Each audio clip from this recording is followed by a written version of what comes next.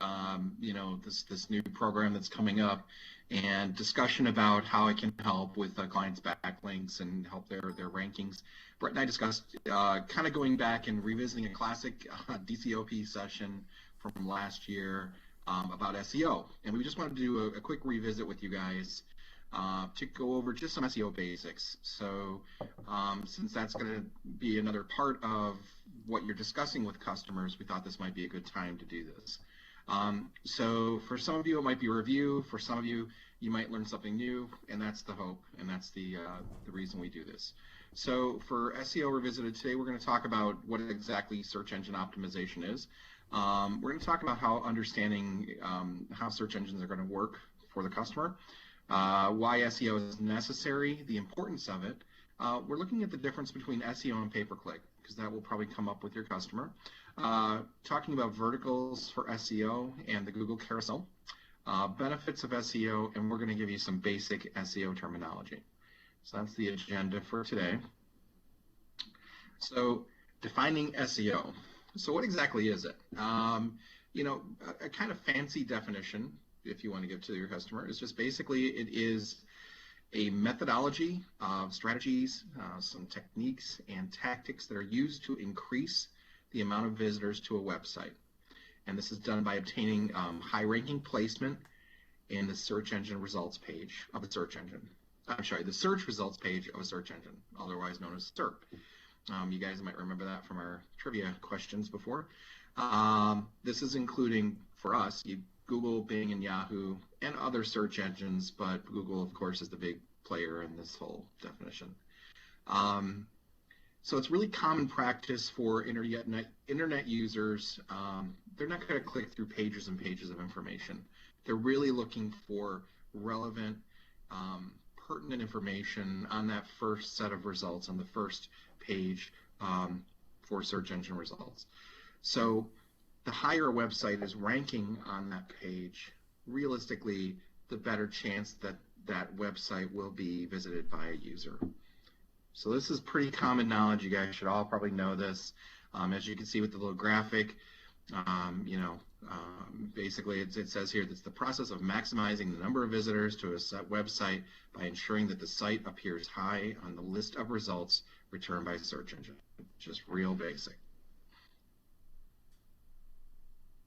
So understanding how they work.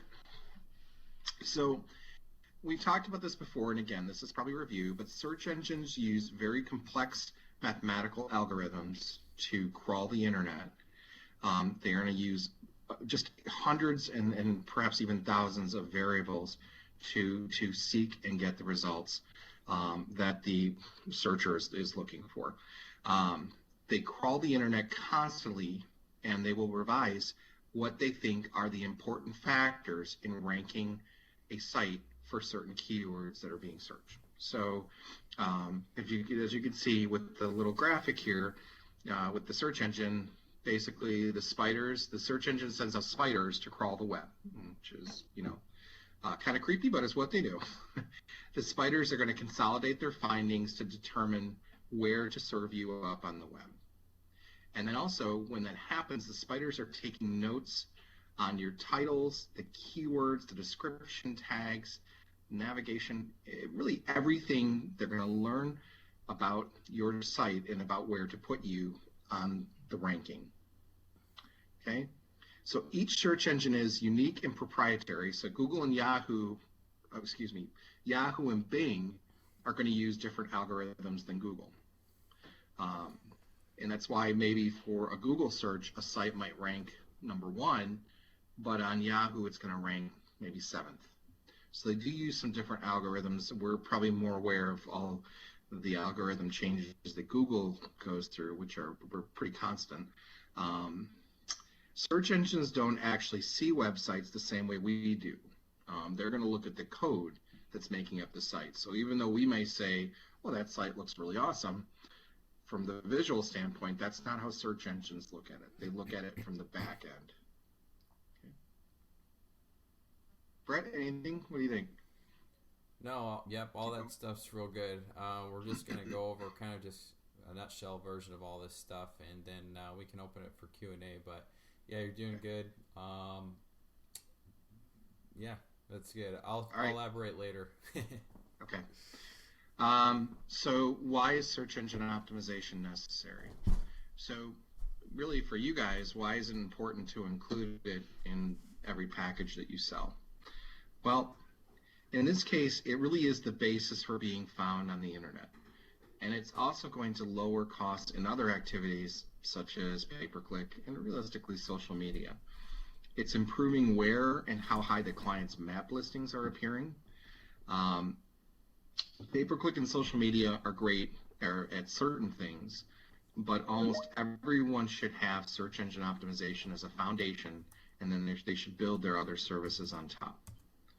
So realistically, search engine optimization efforts are designed to improve keyword ranking, and the ultimate goal here is to improve that site's visibility and the traffic to the site. So SEO also makes search engines like Google easily able to understand what the site is about. And it helps search engines determine which terms or keywords the site should rank for based on relevancy.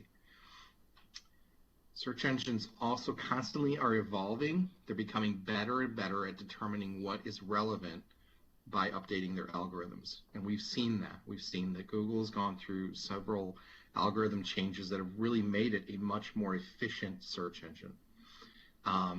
Staying current with these complex changes is really of great value to our customers. And it really also is something that only a team of experts can do. It's not like something the common layperson can just get in there and fiddle around. There really needs to be a team of experts who can help in those types of changes that could give the best benefit to our customers.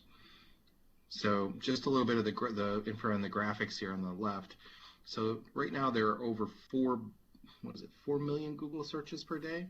I would guess that's probably higher too. It's 4 billion. I'm sorry, 4 4 billion. Yeah.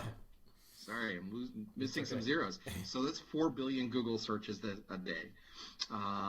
53% of people click on the first organic search position in Google. And also 67% of users choose organic search results when shopping. And this actually has a 500% ROI. SEO has 40% over PPC having 22%. So, okay. And so how do we explain the importance of SEO?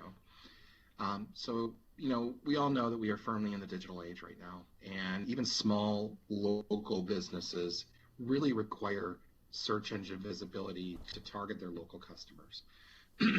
So even if a customer doesn't sell products online, customers who are searching online are really looking to locate local businesses, and they want to do research on the kinds of services and offerings that our customers can offer.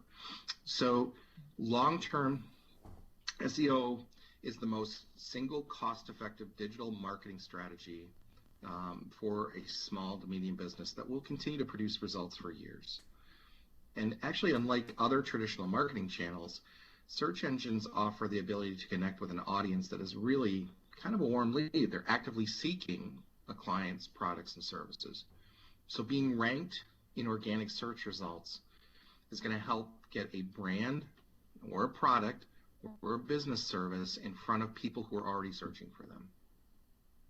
So there are a few other direct methods of going head-to-head with competition that use search marketing, but SEO can really help a client surpass their competition by ranking higher and really figuratively by getting brand perception. Okay.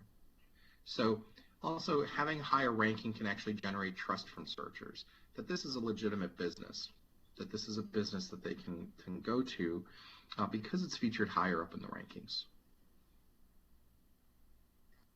So Brett, I think that's my slide. I'm going to actually turn this over to you now. So let me get out. Okay. Are there any questions while we're doing the switchover, guys? Jordan just said long-term ROI, which is, obviously the goal of SEO. It's really the goal of SEO is more of a complete goal of a longer-term objective. I mean, ultimately, you want to be on top of the search engine naturally. PPC is still good in that presence, but it's more, I think everyone knows this and we've been talking about it, it's more of that short-term solution, and SEO is the long-term solution. So, we run them together sometimes so we can get their SEO rankings better. As PPC is working, we want to get SEO to be top of mind and ultimately the last goal in mind. Let me know if you see my screen, Scott. Yeah, I can see your screen, Brett. It's up. Okay. Mm-hmm. Second here. Okay, is this where we left off?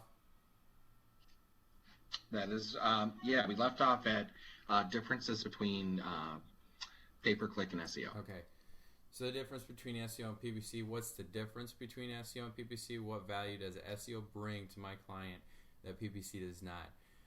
As what I was just saying, PPC is great at getting customers to the client's site when the strategy changes often. For example, PPC is great if clients want to promote seasonal products to their customers at a particular time. So for seasonal, for short time, for maybe events, that's also good. However, with PPC, you spend the money, get the click, and that's it. SEO improves organic traffic over time, but also the money spent on efforts compound and continues to improve. So I think we've heard this before, that SEO is stackable, meaning that any efforts that you do online, as far as SEO is concerned, it's just like building a foundation, and there's an element of your work that's been done before that just keeps improving and keeps building on top of your previous efforts. So rankings are long-lasting even after you stop. Results can stick for a year or so or more, actually. SEO takes time, sometimes a few months, to improve rankings. That's why it pairs so nicely with PPC. The client's PPC efforts can generate traffic immediately, but as the organic search traffic grows, it can lower the PPC spend and save on marketing costs. So not only is it going to save, in the long run, if you're initiating a PPC campaign, really if you're getting more organic rankings, both in the maps and an organic web page placement in a search engine, it's just a natural thing that you can kind of tailor back and scale back your PPC campaigns, and then ultimately, some people can even take it down if they have really good SEO rankings. In my opinion, I think it's good to still have a pay-per-click presence, even if you are number one on a search engine, because you still have competitors out there that are in the PPC space that are getting above those organic placements, even if you are number one organically. So I know some people say that we can take PPC down after SEO is good. I still like to see it up there because of the nature of the market and how search engines place their information. Can you still hear me, Scott? Hello? Yeah, you're coming in good. Okay. Yeah, you're coming in fine, Brad. All right, thanks. So there's some stats here. 23% of searchers click on paid ads, which a lot of people think that, I don't even click on those ads. There's a lot of percentage of us that doesn't. I know that unless if I'm looking for something immediate or an ad comes out that's compelling, that has that crucial information there, I'm not necessarily looking to, even though I know that's a paid ad and I know that's a PPC ad, unless it's a very compelling offer or some type of end of the buying cycle type of copy, I typically won't click on it. But that's exactly what it's there for. Also, it's there for that type of buying cycle behavior. So 33% of users click on PPC links while shopping. 37% increase on a cost for PPC in the last year. So that means it's obviously increasing. 25% less conversions from PPC than SEO. So we're going to talk about verticals for SEO in the Google Carousel a little bit.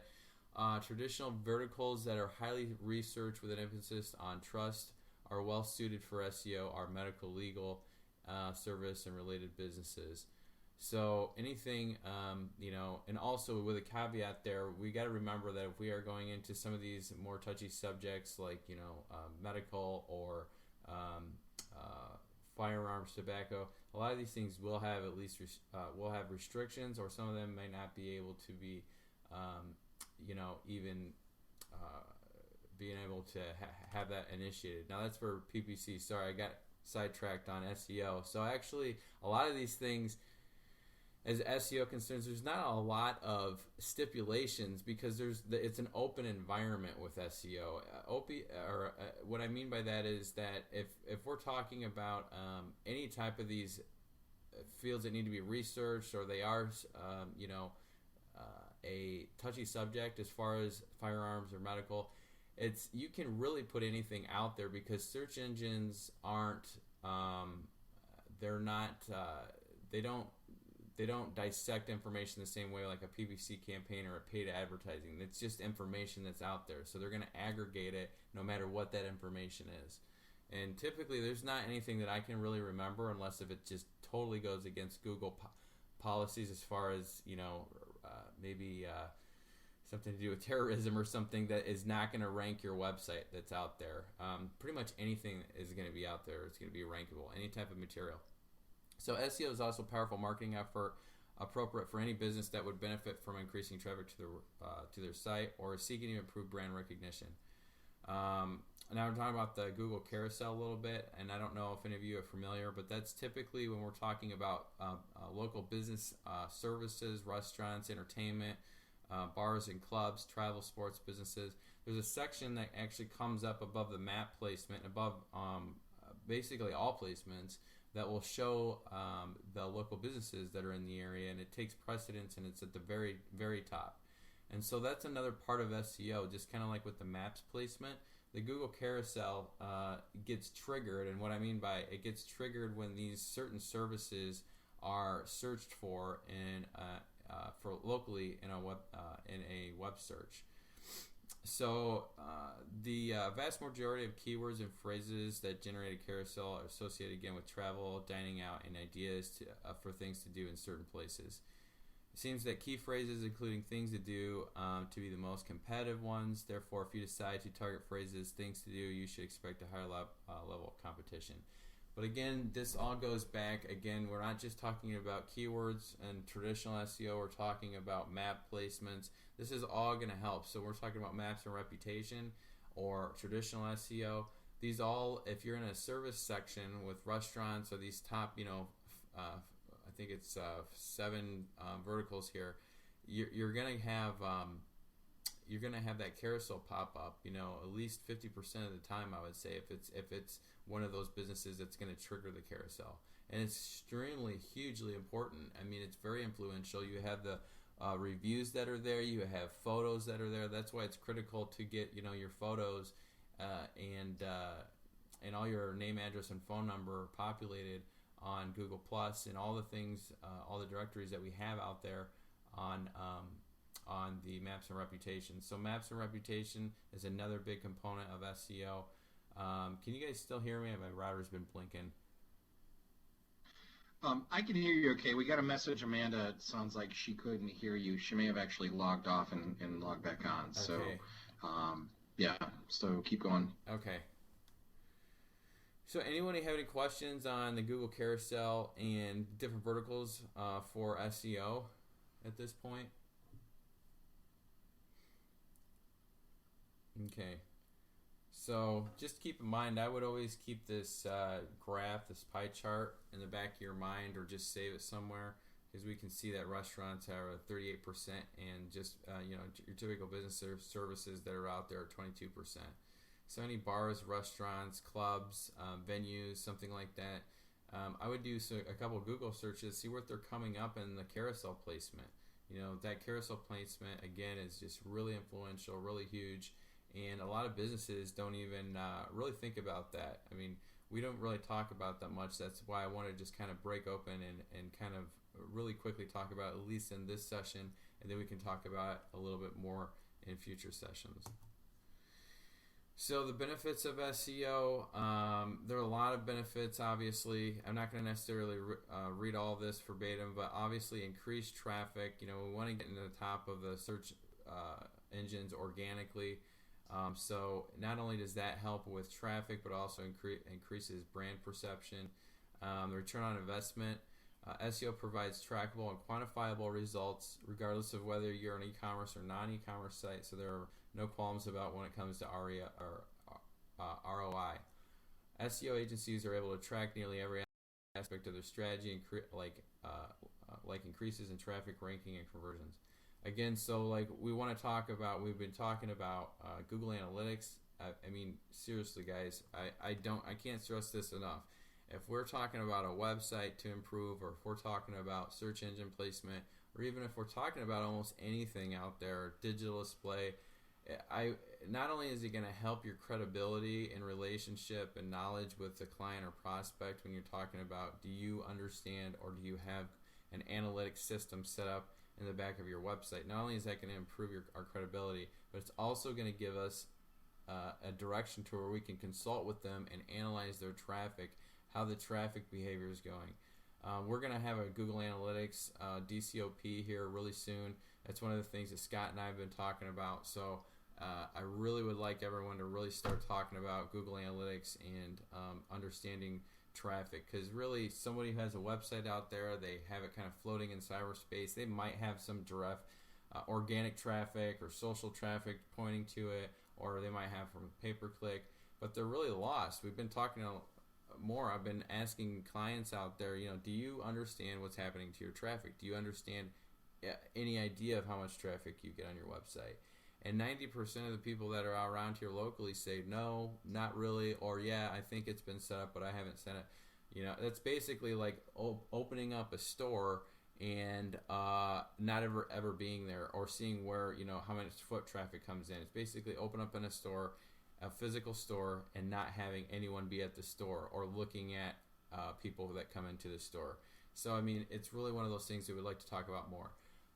Cost effectiveness. SEO is one of the most cost effective marketing strategies because it targets users who are actively looking for products and services online. SEO's inbound nature helps businesses save money as opposed to outbound strategies like cold calling. While cold calling can still be an effective strategy, the leads generated cost 61% more than leads generated by an inbound strategy like SEO. Increase site usability and effort to make your website easier to navigate for search engines. SEO simultaneously helps it to make your website more navigable for users as well. And then also that brand awareness that we're talking about, that has that perception that, okay, well, they're higher in a search engine ranking. Everyone's perception is, well, Google must like them. They must be doing something right, or they must be relevant, or they must have a lot of information. So they're more reputable in the eyes of the consumer. And some basic SEO terminology. I know this is long, but I'm not going to really spend a whole bunch of time trying to go through each one of these. But index pages, website pages built with search engine friendly architecture that have been found by the search engine. So pages that are indexed into the system. Sometimes, when we've never really talked about this, when we open up a new site, or if we build out a new site, you want to submit that website to get indexed by the search engines, for the spiders to be able and say, hey, we've just built a new website, or we've updated a new website. There's actually a submission portal on Google to where you can index your new website or updated website, and it just basically allows for a wider open, basically having a green flag over to the spider saying, hey, we've just created a new website, or we've updated this website, or we're updating features. So we'll talk about that more in a future session. Rankings, where the client's website appears in the search engine result page. Traffic or hits, the number of visitors to a website. Improving rankings help drive up traffic. And analytics, obviously what I was just talking about, Google Analytics. There are several different types of analytics softwares, but Google Analytics is the best one that is really the standard that's out there. It also refers to tracking software that provides statistics on your web page usage. I went over all that basically.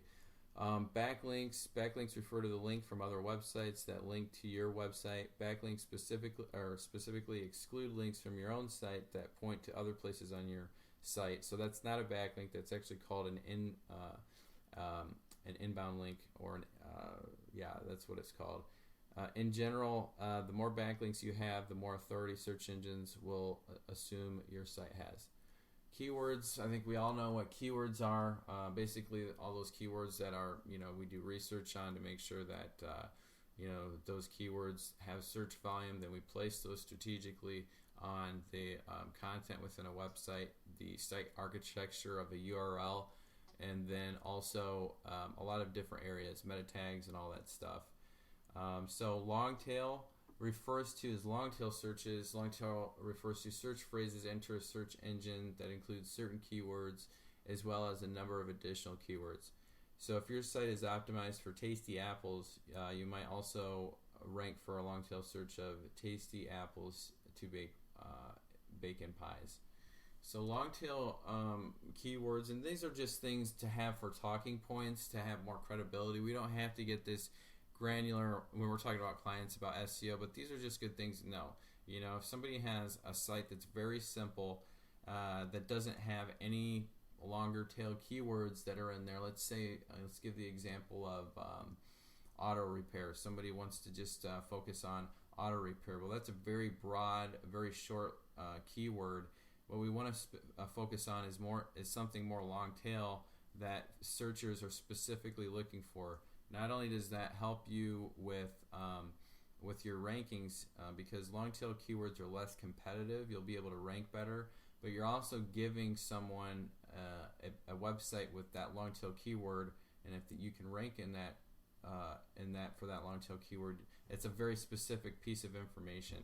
So that's another strategy behind SEO research and how to optimize a website is long tail keyword research.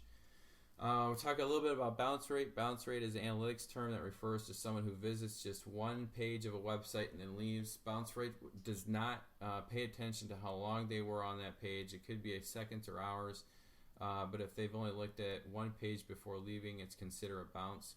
While low bounce rates are desirable, a bounce rate is not necessarily a bad thing. It's entirely possible the user found the information he or she was looking for on that page. So I know that a couple of you guys, when we talk about bounce rate, and we've been looking at people's website or their homepage, and their bounce rate, you know, is not where it wants to be, or if it's a really high bounce rate, and we're thinking, well, how can we keep that? How we can have it lower? There are a lot of strategies for that. It's a lot of it is conversion, understanding conversions, understanding traffic. But for right now, we'll just talk about that concept and just keep it out there to reference it in the future. Meta tags are a website code that is invisible to users, and SEO specifically refers to the keywords and description tags, which are designed to help search engines better understand and explain to users what a website is about. So again, that's another kind of technical piece of information that's just a part of SEO. It's basically when we create a post or we create any type of web page within a website, it'll have an option in the website builder to basically incorporate meta tags that it basically tells what that web page is about. That's basically, without getting too complicated, it just gives it tags within keywords, types of keywords, to show what industry it's in, or to show what keywords is other keywords that are relevant to that web page. So I know that those are a couple of basic terminologies, and it's kind of just an introduction, a revisit of what we did. I think we did SEO around this time last year, so we're trying to revisit it. And as Scott said, and Janie, we're trying to really get you guys familiar again with SEO, because we're talking about the new Own Local program and how that benefits in terms of SEO for our clients. And so when we get more information, we're going to actually go over that in more detail and show you a little bit more of a breakdown of how that works as far as SEO. But it does look like a very promising product that we can have out there that not only gives the clients their traditional marketing aspects as far as print, but also converges that over to a digital format and helps with SEO.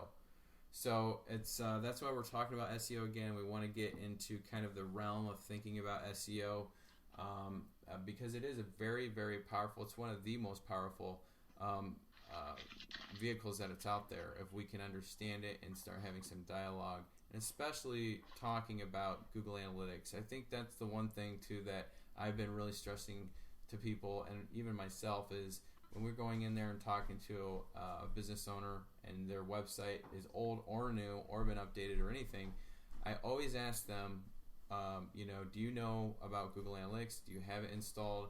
And if so, when was the last time you checked it? Approximately how many visitors do you get, a month on your website? And if they say most, 9 times out of 10, we'll hear, no, I don't know, and, no, can you help me?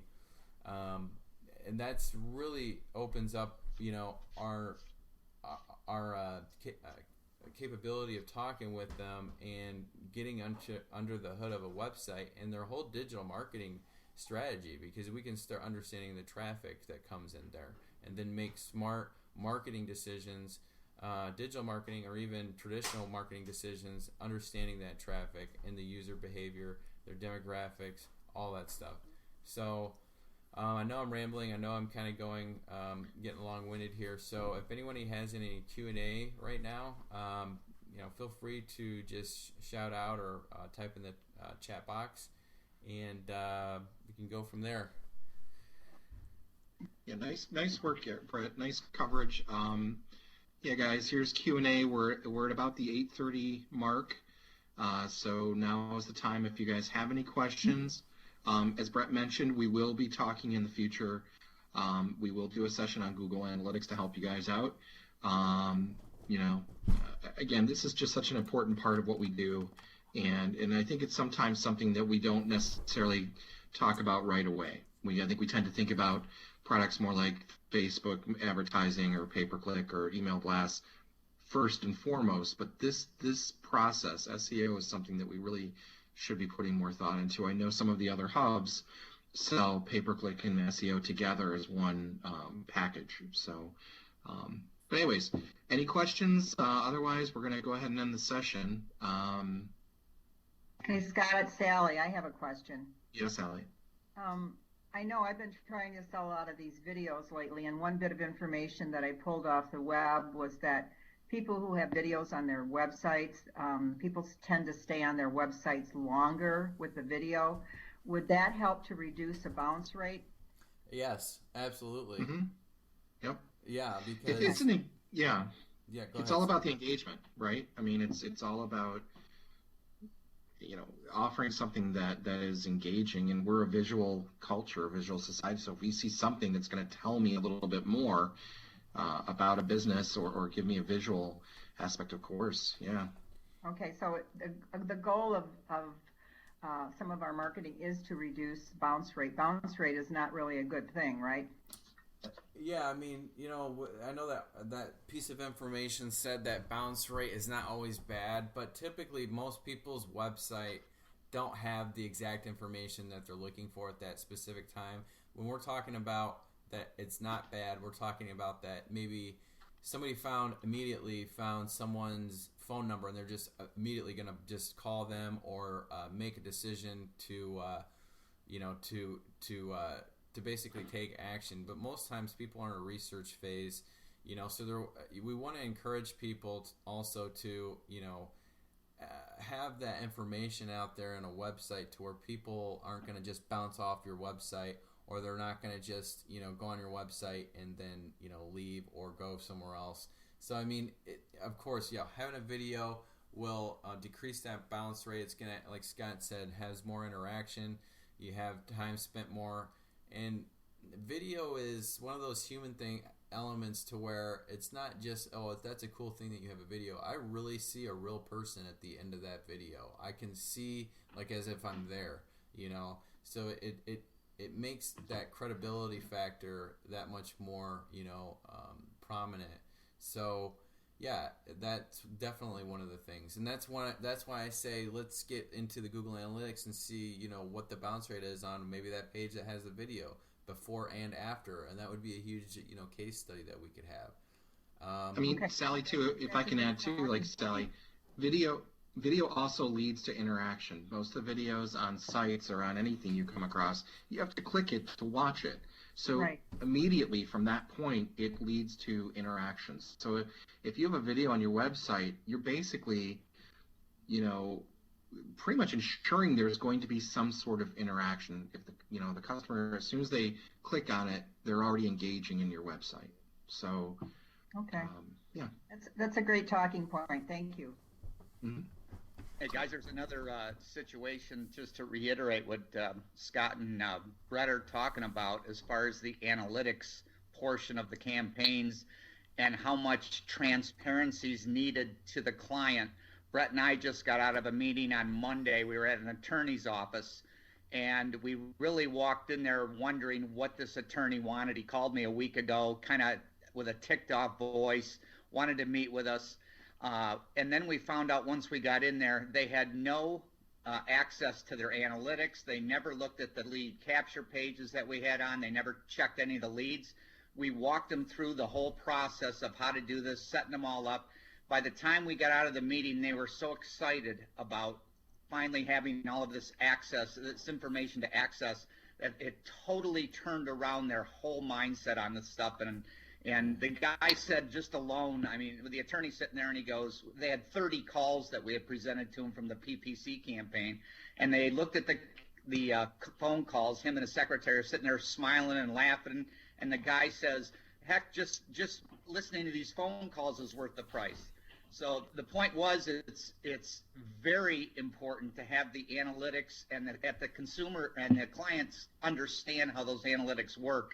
I left that office with Brett, and I said, boy, we should really have a DCOP on analytics, what to look for. I know I need work with it, and I'm sure a lot of other people do too, but it was that important, and it was that successful. We literally turned the whole campaign around. So yeah. Kudos to Brett on that one, but it really does work, and it's very necessary to do. Dean, Grace asked a question. Was this attorney a current customer or is it a new customer? It was a current customer who'd signed up for a year PPC and a targeting campaign. We started it in February, and he was just not seeing the results until we got out there. And then he started cross-referencing from the phone calls that came in to his new clients, and he just had a big smile on his face. All I'm saying, guys, is it's that important to understand the analytics. And like I said, I'm in the process of learning a lot more about it too and how it worked, but it literally turned this client right around. So the analytics and all the transparency is that important to do, and it's not necessarily a bad thing all the time. Yeah, let me say something that's extremely important in my opinion, and I think it's just basically kind of almost a tenet, and I'm starting to realize this as I go out more. When people cancel, or you go in and you sell anything at all, and if it's directing website traffic, even if it's not directing website traffic, if it's directing Facebook traffic or whatnot, I think this is really, really important, and you guys should listen and take this in. If someone's about to cancel, or even if they're not about to cancel, going in there and saying, do you understand what your traffic is doing once we take them to your website? Just that one sentence alone opens up a whole other world to the mindset of what digital is and what it has to offer. Because you go from, here, I'm sending you traffic to your website. Most 9 times out of 10, people are just relying on us to make sense of, or not even to make sense of, but just to tell us a report of traffic they've gotten. And they're going to look at their bottom line and say, what's my return on investment? How many sales? How much traffic has this generated, or whatever? But the thing is they don't understand there's a missing piece that we need to talk about, and it is analytics. And if you can go in there and say, hey, you know what? Don't cancel right yet, or don't, let's talk about and really let's get read-only access to your analytics, or give us allow us to sit down with you for a second and get into the analytics of your Facebook account, and see what the traffic's going in there, and let's help decipher it. And actually, Geo will sit down and actually walk us through, and I've had this several times. Our account managers who's doing a Facebook campaign, they will actually sit down and show the client their analytics on the Facebook analytics dashboard that they have within their administrative account. So, anytime, and we did that too with a person that was wanting to cancel Facebook, and we went in there and showed them the analytics and how much engagement they were getting, how much traffic, how much all this and reach that we're getting, and it totally changed their whole perception of everything. Just as Dean was saying, we went in there with this guy, and he was saying, I don't think this advertising's working. I just said, what do you understand what's going on with your traffic on the back end of your website? That's where we can start looking at to improve, because we've got one piece of the puzzle that's sending traffic to your website. Now let's look at the most crucial piece, is what's happening to your traffic and what's the behavior traffic. What are they doing? And just saying that sentence, business owners want to know more about what they can do on their end to increase that conversions and to understand their customer base better. So that's that's a huge thing. If you can go in and start opening up a dialogue like that, 9 times out of 10 you'll get a completely different 180 turnaround from your client, and it'll help with your retention rates. You know, and it's so much easier too to keep the same client that you already sold. And it'll stop all these churn rates that are going on. As with digital advertising is so much different, because you have to continually resell the product. And if you don't do that, people will drop digitally, and the churn rates start going up, and then you got to go find new clients. It's so much easier to understand the analytics. It really does work, the digital advertising. It really does work, but you have to show them how and where and why it's working for them. And it's so important to do that. I know as a salesperson, it's easy to make the sale good. I can throw it on my numbers, on to the next. But with digital, you have to resell this program constantly to these people and show them really what's going on, and you'll really retain a lot more clients doing that and end up selling longer-term contracts doing that, instead of always trying to go get the new client and let this thing didn't work, let me go get somebody else. You really, I mean, with Brett Scott and the digital teams there, they really can walk people through and prove to them and show them these campaigns really do work. And so you really have to have conviction of what you're selling, and it's just a matter of conveying that message to the client and how it's working for them. And after it's done, they really have a complete change of heart with this. Yeah, absolutely. Just helping them is all they want. They just want help. And if you can provide help with them, and teach them a little bit about digital and how it works, every time that you go in there, you'll be a credible source, and then, you know, you're their consultant. And that's really the key factor there.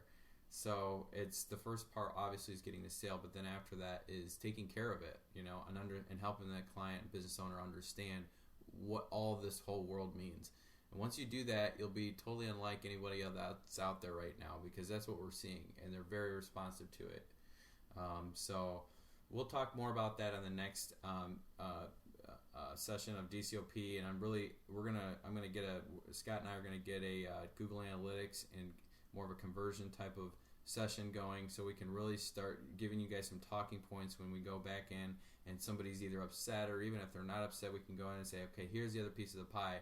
And because it's been really a huge factor in what we're doing right now currently. So anyone else that has any more questions out there?